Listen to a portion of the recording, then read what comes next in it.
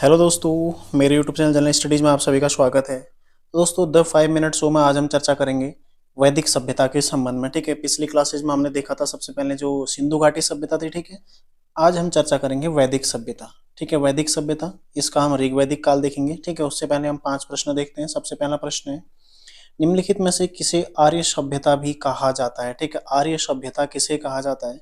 इसका सही आंसर है वैदिक सभ्यता। ठीक है, वैदिक सभ्यता को आर्य सभ्यता भी कहा जाता है। अगला प्रश्न देखो, सर्वप्रथम किसके द्वारा आर्य शब्द का प्रयोग एक श्रेष्ठ जाति के रूप में किया है? तो किसने किया है?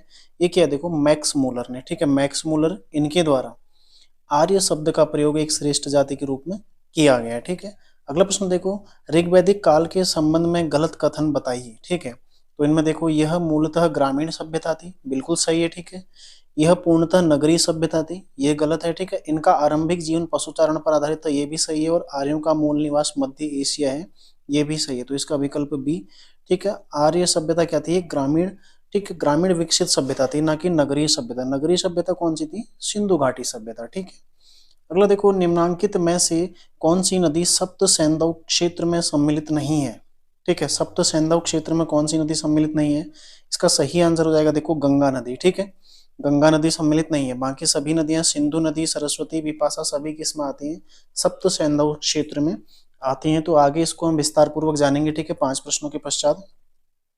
अगला देखो, ऋग्वैदिक काल में गंगा यमुना के दोआब क्षेत्र एवं उसके सीमावर्ती क्षेत्रों को किस नाम से जाना जाता था? ठीक है, ऋग्वैदिक काल में गंगा यमुना के दोआब, ठीक है, गंगा यमुना के दोआब एवं उसके सीमावर्ती क्षेत्रों को किस नाम से जाना जाता है? इसका सही आंसर हो जाएगा ब्रह्मर्षि देश। ठीक है, ब्रह्मर्षि देश के रूप में इनको जाना जाता है, ध्यान रखिएगा। ठीक है, इसका विकल्प सी सही आंसर है। तो ये आज के 5 प्रश्न जो कि आगे महत्वपूर्ण आपके से पूछे जा सकते हैं। ठीक है, अब हम चर्चा करेंगे वैदिक सभ्यता के संबंध में महत्वपूर्ण फैक्ट। ठीक है, वैदिक काल, महत्वपूर्ण तथ्य, 1500 से 600 ईसा पूर्व। ठीक है, 1500 ईसा पूर्व से 600 ईसा पूर्व जो भारत में सिंधु घाटी सभ्यता थी। ठीक है, सिंधु घाटी सभ्यता या फिर हड़प्पा सभ्यता के पश्चात जो भारत में सभ्यता आई थी वो थी वैदिक सभ्यता। ठीक है, इसको वैदिक काल, आर्य सभ्यता भी इसको कहा जाता है। ठीक है, तो वैदिक सभ्यता की सबसे पहले हम देखते हैं भूमिका। ठीक है, इसके बारे में थोड़ा बहुत चर्चा करेंगे। सबसे पहले देखो, यह सैंधव युग के पश्चात एक विकसित सभ्यता थी। ठीक है, मतलब सैंधव युग के पश्चात एक विकसित सभ्यता थी। ठीक है, इसे आर्य सभ्यता भी कहा जाता है। दोनों पॉइंट महत्वपूर्ण है। देखो, जितने भी पॉइंट हैं सारे मैंने बहुत सिलेक्ट करके, ठीक है, और आपको बता दूं। ठीक है, ज्ञान यादव, ज्ञानचंद्र यादव, ठीक है, 3 पुस्तकों से, जिसमें ज्ञान यादव, ठीक है, एनसीईआरटी बेस्ड ज्ञान यादव की जो बुक है, प्लस दूसरी किताब है देखो स्पेक्ट्रम। ठीक है, स्पेक्ट्रम, और तीसरी जो बुक है इसमें रामशरण शर्मा। ठीक है, रामशरण जो कि एनसीईआरटी बेस्ड है। ठीक है, तीनों किताबों, इन तीनों किताबों का निचोड़ जो नोट्स है वो आप लोगों को मिल रहा है। जो भी सीरीज इसमें आपको मिल रही है हिस्ट्री से रिलेटेड, बहुत ही महत्वपूर्ण बिंदु सारे भी, ठीक है, मैं आपको कवर जो कराऊंगा सभी इन तीनों किताबों का निचोड़ आपको मिल रहा है। ठीक है, देखो यह एक सैंधव सभ्यता थी, ये हमारा हो चुका पहला पॉइंट। ठीक है, दूसरा पॉइंट देखो इसका, वैदिक संस्कृति के निर्माता आर्य थे। ठीक है, मतलब आर्यों के द्वारा इस संस्कृति को शुरू किया गया था। और आर्य का अर्थ क्या होता है? श्रेष्ठ, उत्तम, अभिजात, कुलीन तथा उत्कृष्ट। ठीक है, तो क्वेश्चन बन सकता है, निम्न में से अभिजात किसका पर्यायवाची शब्द है? ठीक है, इस रूप में भी आपको पूछा जा सकता है। या फिर अभिजात किसे कहा जाता है? ठीक है, तो किसे कहा जाता है? आर्यों को। अगला देखो, सर्वप्रथम मैक्स मूलर ने 1853 में आर्य शब्द का प्रयोग एक श्रेष्ठ जाति के रूप में किया था। ठीक है, आर्य शब्द का प्रयोग एक श्रेष्ठ जाति के रूप में किसने किया था? मैक्स मूलर ने। कब? 1853। सारे फैक्ट बिल्कुल महत्वपूर्ण। ठीक है, अगला देखो, आर्यों की भाषा क्या थी? संस्कृत थी। ठीक है, ये बिल्कुल सही हो गया। अब है अगला, इसमें देखो, इसे 2 भागों में पढ़ा जाता है। किसे? यहाँ पर चर्चा हो रही है वैदिक सभ्यता की। ठीक है, वैदिक सभ्यता, वैदिक सभ्यता को 2 भागों में पढ़ा जाता है। कौन कौन से? देख, एक है ऋग्वैदिक काल जो कि 1500 से 1000 ईसा पूर्व। ठीक है, और दूसरा उत्तर वैदिक काल जो कि 1000 से 600 ईसा पूर्व। ठीक है, 600 ईसा पूर्व। तो देखो, इन 2 भागों में हम सबसे पहला भाग आज हम देखेंगे ऋग्वैदिक काल। ठीक है, ऋग्वैदिक काल देखो बहुत ही ज्यादा महत्वपूर्ण है, कई सारे प्रश्न यहाँ से बनते हैं लगातार। ठीक है, तो आज हम इसका देखेंगे ऋग्वैदिक काल। अगली क्लास भी ऋग्वैदिक काल की ही आएगी। ठीक है, जानकारी का स्रोत क्या है? ऋग्वेद संहिता। ठीक है, ऋग्वेद यानी कि ऋग्वेद इसकी जानकारी का एकमात्र स्रोत है। बाकी जो सारे वेद हैं, ठीक है, ऋग्वेद ऐसा है जो ऋग्वैदिक काल में लिखा गया, बाकी जो अन्य 3 वेद हैं वो उत्तर वैदिक काल में, ठीक है। पहला प्रश्न तो यही हो गया आपके लिए। बाकी जो अन्य वेद हैं वो सब उत्तर वैदिक काल में लिखे गए हैं, ठीक है। अगला देखो, यह मूलतः ग्रामीण सभ्यता थी, ठीक है, ग्रामीण एक विकसित सभ्यता थी, ग्रामीण विकसित सभ्यता थी, ठीक है। इनका आरंभिक जीवन पशुचारण पर आधारित था, कृषि उनके लिए गौण कार्य था। मतलब प्रारंभिक जीवन का किस्म था पशुचारण पर ये आधारित था, ठीक है। कृषि ये कम करते थे क्योंकि शुरुआत यहाँ पर आए ही थे, ठीक है, तो इसलिए कृषि पर ये मतलब कृषि पर ये बहुत कम, मतलब बहुत कम मात्रा में कृषि करते थे। अधिकांश विद्वानों के मतानुसार आर्य मध्य एशिया से आए थे, ठीक है, ये भी आपने ध्यान रखना। देखो आर्य कहाँ से आए थे, मध्य एशिया से आए थे, ठीक है। एक चीज नोट कर लो आप लोग, ठीक है, वेदों को क्या कहा जाता है, श्रुति, ठीक है, वेदों को श्रुति भी कहा जाता है, ठीक है, एक फैक्ट ये नोट कर लो। दूसरा फैक्ट देखो, यूनेस्को द्वारा जो ऋग्वेद है इसको विश्व मानव धरोहर की साहित्य में शामिल किया, ठीक है। इन दोनों को आप लोग नोट कर लो, काफी महत्वपूर्ण, ठीक है, पूछा जाएगा आपसे भविष्य में। अगला देखो, यदि विद्वानों में देखें, मैक्स मुलर ने इनको मध्य एशिया का बोला है, मतलब अधिकांश सभी विद्वान क्या है, मध्य एशिया के मत पर ही टिके हुए हैं। हालांकि कई ने अपने अपने अलग अलग मत दिए हैं, किसी ने जर्मनी, किसी ने हंगरी, किसी ने ब्रह्मर्षि देश, ठीक है, किसी ने दक्षिणी रूस, अलग अलग मत है। इनमें जो मध्य एशिया वाला ये सर्वमान्य मत है, ठीक है।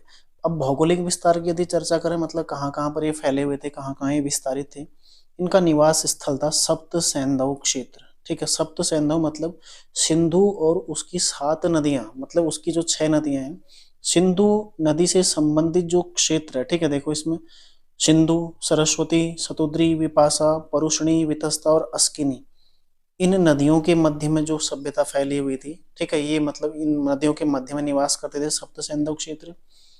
विस्तार यदि देश में देखें तो भारत में था, अफगानिस्तान में था और पाकिस्तान में था, ठीक है। मुख्यतः भारत के पंजाब और यूपी, ठीक है, पंजाब प्लस यूपी, इन 2 राज्यों में इनका ज्यादातर विस्तार था शुरुआत में, ठीक है। प्रारंभिक वैदिक सभ्यता की हम चर्चा कर रहे हैं, ठीक है। अभी अगला देखो, ये लाइन बहुत महत्वपूर्ण, ठीक है, ये तीनों पॉइंट बहुत महत्वपूर्ण होने वाले हैं। सतलुज से यमुना तक का क्षेत्र क्या था, ब्रह्मवर्त। गंगा एवं यमुना का दुआब क्षेत्र क्या था, ब्रह्मर्षि देश, ठीक है। दोनों देखो, सतलज से यमुना, तो क्वेश्चन बनेगा ऋग्वैदिक काल में सतलज से ब्रह्म यमुना के मध्य का क्षेत्र क्या कहलाता, ब्रह्मवर्त कहलाता था, ठीक है। और यमुना से दोआब के मध्य का क्षेत्र ब्रह्मर्षि देश, ठीक है। और ब्रह्मवर्त को सभ्यता का केंद्र माना जाता, तो क्वेश्चन बनेगा ऋग्वैदिक काल में किसे ऋग्वैदिक सभ्यता का किसे केंद्र माना जाता, किसको माना जाता, ब्रह्मवर्त को, ठीक है। जो सतलज और यमुना के मध्य वाला क्षेत्र है इसको केंद्र माना जाता है इसका, ठीक है। कालांतर में संपूर्ण भारत में आर्यों का विस्तार हो जाने के कारण इसे आर्यावर्त कहा गया, ठीक है। तो भारत को आर्यावर्त क्यों कहा गया, ये आपका फैक्ट है, ठीक है। अगला देखो, जो सप्त सिंधु नदियां हैं इनमें सर्वाधिक महत्वपूर्ण नदी कौन सी है, सिंधु नदी, ठीक है। और ऋग्वेद में सिंधु नदी का सर्वाधिक उल्लेख हुआ है, ठीक है। महत्वपूर्ण है, इंपोर्टेंट है, अंडरलाइन कर लो, ठीक है, नोट कर लो, छाप लो, कुछ भी करो, ठीक है। पूछा जाएगा ऋग्वेद में सर्वाधिक किस नदी का उल्लेख मिलता है, तो किसका मिलता है, सिंधु नदी का, ठीक है। आपको ऑप्शन में गंगा भी मिल सकता है, लेकिन गंगा का केवल एक बार उल्लेख हो रखा है, ठीक है, इस चीज को आप लोग ध्यान दीजिएगा। अगला देखो, ऋग्वेद में देखो सबसे पवित्र नदी किसे माना गया है, सरस्वती को, ठीक है। सबसे पवित्र नदी किसको माना गया ऋग्वेद में, सरस्वती को, ठीक है। इसे देवी तमा, नदी तमा, अति तमा, ठीक है, ये तीनों इसके क्या है, पर्यायवाची शब्द हैं, ये भी इसको बोला गया, तो ध्यान दीजिएगा, महत्वपूर्ण, ठीक है। अगला देखो, ऋग्वेद में गंगा नदी का एक बार, ये पॉइंट यहाँ पर मैंने डाल रखा है, ठीक है, गंगा नदी का एक बार तथा यमुना नदी का 3 बार उल्लेख किया गया, ठीक है। महत्वपूर्ण है, सारे फैक्ट बिल्कुल छपने वाले हैं, पुराने पेपरों में आपको देखने को मिलेंगे भी, ठीक है। अगला देखो, ऋग्वैदिक कालीन नदियां एवं उनके वर्तमान नाम, ठीक है। परुष्णी का वर्तमान नाम क्या है, रावी। शतुद्री का सतलज, अस्किनी का देखो चिनाब, वितस्ता का झेलम, विपाशा का व्यास, ठीक है। गोमती का क्या है, गोमल। कुंभा का काबुल, ठीक है। सदानीरा का क्या है, गंडक, ठीक है। कुमु का क्या है, कुर्रम। और सिंधु का क्या है, इंडस, ठीक है, ध्यान रखिएगा। ऋग्वैदिक काल की जो प्रमुख नदियां थी उनका वर्तमान नाम, ठीक है, ये इसको आप स्क्रीनशॉट ले लो या नोट कर लो, ठीक है। तो काफी महत्वपूर्ण पूछा जाएगा, तो प्रश्न ऐसे ही बन सकता है, शतुद्री किसका प्राचीन नाम था, ठीक है, अस्किनी किसका प्राचीन नाम था, वितस्ता किसका था, या मिलाने के लिए आ सकता है। प्रश्न कैसे ही भी बन सकता है, कहीं से भी आ सकता है, ठीक है। तो उसके लिए आप तैयार रहिए बिल्कुल। अगला देखो, यदि एक चीज आप नोट करना चाहें यहाँ पर नोट कर सकते हैं, ठीक है। ऋग्वेद में जो है हिमालय पर्वत और इसकी एक चोटी, ठीक है, मुजवंत, ठीक है, मुजवंत, इस चोटी का उल्लेख मिलता है ऋग्वेद में, मुजवंत, मुजवंत नामक चोटी का, ठीक है। तो यदि पूछा जाएगा तो आप लोग इसको ध्यान दीजिएगा, ठीक है। अगला देखो इसमें ऋग्वैदिक काल की आर्थिक स्थिति, ठीक है, अर्थव्यवस्था कैसी थी उस काल में। यह संस्कृति ग्रामीण एवं कबीलाई थी, ठीक है। चूंकि मैंने आपको शुरू में बताया था ग्रामीण क्षेत्रों में ही ये बसे हुए थे, ठीक है। कबीलाई इनकी एक सभ्य संस्कृति थी, जिसका प्राथमिक पेशा पशुपालन तथा द्वितीय पेशा क्या था, कृषि था। मतलब प्रारंभ प्राथमिक जो मतलब वरीयता देते थे किसको देते थे, पशुपालन को, ठीक है। द्वितीय पेशा क्या था, कृषि था।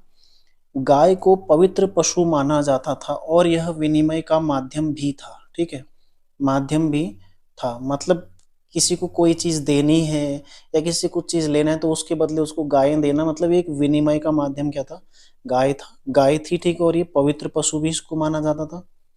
अगला देखो, आर्यों की अधिकांश लड़ाइयां गायों को लेकर होती थी। आर्यों की अधिकांश लड़ाइयां गायों को लेकर होती थी। गाय को अष्टकर्णी, ठीक है, अष्टकर्णी भी कहा गया, महत्वपूर्ण है देखो, अष्टकर्णी कहा गया, और अघन्या, ठीक है, अघन्या भी कहा गया। देखो यहाँ पर कटा हुआ है थोड़ा सा, अगली लाइन पर गया, ठीक है, जस्टिफाई करने में, तो अघन्या, ठीक है, गाय को अघन्या भी कहा गया। ध्यान रखिएगा दोनों महत्वपूर्ण, अष्टकर्णी और अघन्या दोनों गाय के लिए प्रयुक्त हुआ है शब्द, ठीक है। अगला प्रश्न है, अगला है इसमें देखो, गविष्टि शब्द भी मिलता है गाय के लिए, जो गाय के महत्व को बताता है कि गाय कितना महत्वपूर्ण उस समय पर थी, ठीक है। ये भी आप लोग ध्यान दीजिएगा। ऋग्वेद के चतुर्थ मंडल में कृषि संबंधी कार्य का वर्णन है। एक और महत्वपूर्ण सवाल, ठीक है, ऋग्वेद के किस मंडल में कृषि संबंधी कार्य का वर्णन मिलता है, चतुर्थ मंडल में, ठीक है। और ऋग्वेद में जौ, ठीक है, यौ का उल्लेख मिलता है, ठीक है। सारे महत्वपूर्ण है, बिल्कुल आप लोग छाप लो इनको, ठीक है। ऋग्वेद में जौ का भी उल्लेख मिलता है। यदि आप लोग देखो आरओ एआरओ की तैयारी कर रहे हैं, ठीक है, तो उसके लिए ये सीरीज आपके लिए बिल्कुल रामबाण साबित हो सकती है, ठीक है। यदि आप इसको लगातार देखते रहेंगे तो निश्चित ही आपको बहुत ज्यादा इससे लाभ होगा, ठीक है। आगे इसी तरह से मैटर आपको मिलता रहेगा। देखो, व्यापार मुख्यतः वस्तु विनिमय द्वारा होता था, ठीक है। विनिमय का माध्यम गाय व घोड़ों सहित निष्क, जो कि ऋग्वैदिक कालीन क्या थी, एक मुद्रा थी, ठीक है। मुद्रा नहीं मतलब एक ऐसी एक इकाई मान लो, ठीक है, विनिमय की इकाई, ठीक है, निष्क। उस काल में जो मुद्रा थी उसको निष्क कहा जाता, ठीक है। और गाय और घोड़ों के साथ साथ निष्क के माध्यम से भी व्यापार होता था। अगला देखो, सोने के लिए हिरण्य शब्द का उल्लेख हुआ है, ठीक है। सोने के लिए हिरण्य शब्द का उल्लेख मिलता है। एक चीज ध्यान दीजिएगा आप लोग, ठीक है, इसका पीडीएफ आपको नीचे डिस्क्रिप्शन में मिल जाएगा, ठीक है।